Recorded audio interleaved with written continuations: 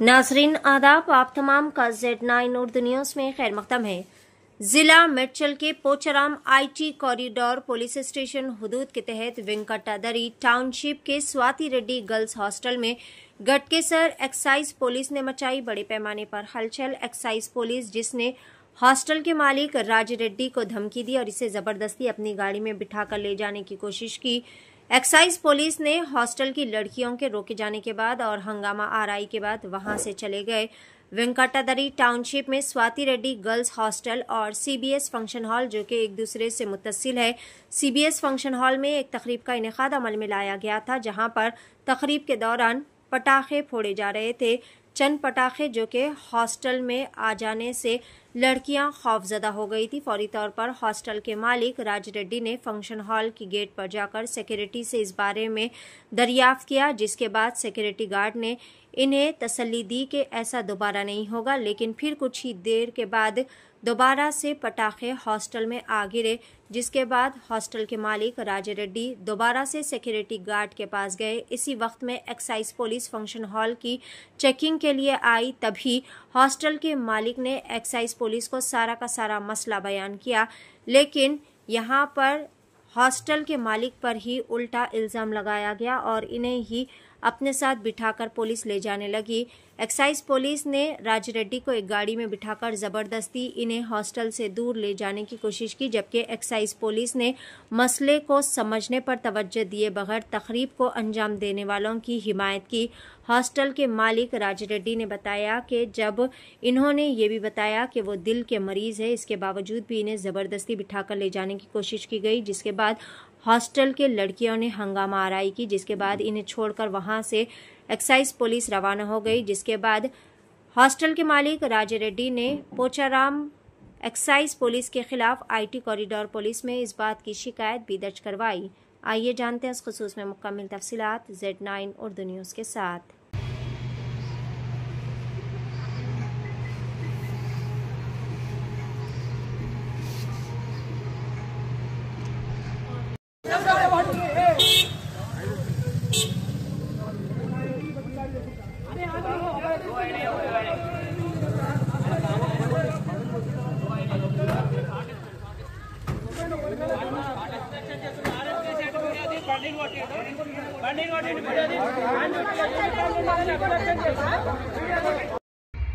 నారపల్లి మన ఈ వెంకటాద్రి టౌన్షిప్ శాంతి ఏరియాలో ఉంటాము.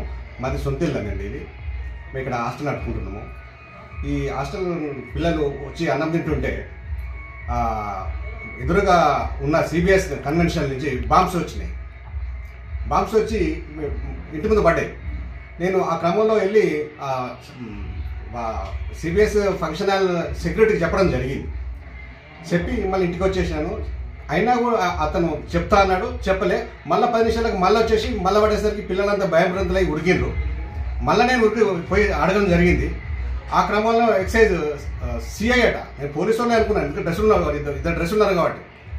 సార్ జరిగిందని నేను చెప్తున్న క్రమంలో అయితే ఏమవుతుంది రా భయ్, ఫంక్షన్ హాల్ నుంచి పడతాయి, నువ్వు ఇక్కడ ఎందుకు ఇల్లు కట్టుకున్నావు, హాస్టల్ ఎట్లా నడిపిస్తావు, నువ్వు ఇక్కడ హాస్టల్ ఏ పర్మిషన్ ఉందో హాస్టల్ పెట్టావు, ఓర్చుకోవాలి.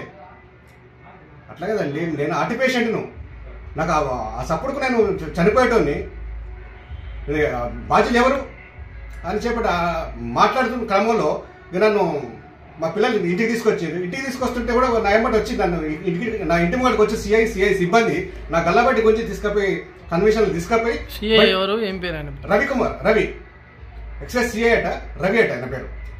అయితే మా పిల్లలు అప్పటికే మొన్నటి 10కు ఫోన్ చేసిండు, ఇట్లా బాంబ్స్ వచ్చి పడ్డాయి జరిగింది అని. ఆ పోలీసులు వచ్చిన తర్వాత గుమ్మిగూడి అక్కడ గుమ్మిగూడి ఏం జరిగిందంటే, పోలీసులు చెప్తున్న క్రమంలో ఇతన్ని ఎందుకు అరెస్ట్ చేసిండు, ఎందుకు తీసుకుపోతారు, అసలు మీరెవరని చెప్పి మా పిల్లలు వచ్చి అడగడం జరిగింది. ఆ కన్వెన్షన్ గేట్ కాడికి వచ్చి ధర్నా చేశారు పిల్లలు. నన్ను లోపలికి తీసుకుపోయి ఒక ½ అవర్ బండ్లో కూర్చోబెట్టారు. ఆ బండ్ల నుంచి తీసుకొని మళ్ళీ ఫంక్షన్ హాల్ లోపల తీసుకుపోయారు. ఫంక్షన్ హాల్ లోపల తీసుకుపోయి మందు చెకింగ్ అట, తాగే మందు చెకింగ్ అని చెప్పి తీసుకుపోయారు. ఆ చెకింగ్ చేసుకున్న క్రమంలో మా పిల్లలు వచ్చి నాకు అసలు ఏంటి, ఎక్కడికి బండ్లు లేడు, మళ్ళీ ఇంకెక్కడ తీసుకుపోయారు, ఎక్కడ తీసుకుపోతున్నారు అని అడిగి వస్తే మా పిల్లల్ని వెళ్ళగొట్టి నువ్వెవరు వెళ్ళి అందరూ వెళ్ళిపోయి ఇక్కడ ఉండొద్దని మళ్ళీ వచ్చి తీసుకొచ్చి మళ్ళీ బండి కూర్చోబెట్టారు. కూర్చోబెట్టిన తర్వాత పిల్లలు వచ్చి గేట్ కాడికి వచ్చి ధర్నా చేసి ఆ లోపే పోలీసులు వచ్చారు, సివిల్ పోలీసులు వచ్చారు. అసలు సమస్య ఏంటంటే ఇదేనంటే అప్పుడు వాళ్ళు వెళ్ళిపోయారు. వాళ్ళు అప్పటిదాకా మాకు ఎక్సైజ్ సిబ్బంది మాకు తెలియదు. పోలీసులు అనుకుంటాను మేము. నా ఇంటి ముంగడికి వచ్చి నా భార్యను, నన్ను, నా కొడుకులను నా గల్లబట్టి తీసుకపోయి నన్ను లోపడేయడం జరిగింది. నాకు న్యాయం కావాలి. నేను హార్ట్ పేషెంట్ను. నా భార్య వచ్చి, నా కోడలు వచ్చి, నా చిన్న మనవడు ఉంటాడు, మనవడిని తీసుకొని ఏడుస్తున్నా కూడా కనికరం లేకుండా నన్ను లోపల నుంచి తీయలే. ఎంత చేసింది ఎవరు? అంత ఎక్సైజ్ సిఐ. అతను ఏమంటున్న సిబ్బంది ఎక్సైజ్ సిఐ. ఏం పేరు సిఐ పేరు? రవికుమార్. రవి అనేది ఉన్నది. అది అసలు ఎక్సైజా సివిలా తెలియదు. లాస్ట్ పోలీసులు వచ్చినాక తెలిసింది. మేమంటే అసలు పోలీసు వాళ్ళం, వాళ్ళు ఎక్సైజ్ వాళ్ళు. ఇంతకుముందుగా 5 గంటలకు పోలీసులు వచ్చిపోయినాం. ఇక్కడ కొట్లాట జరిగింది ఫంక్షన్ హాల్లో.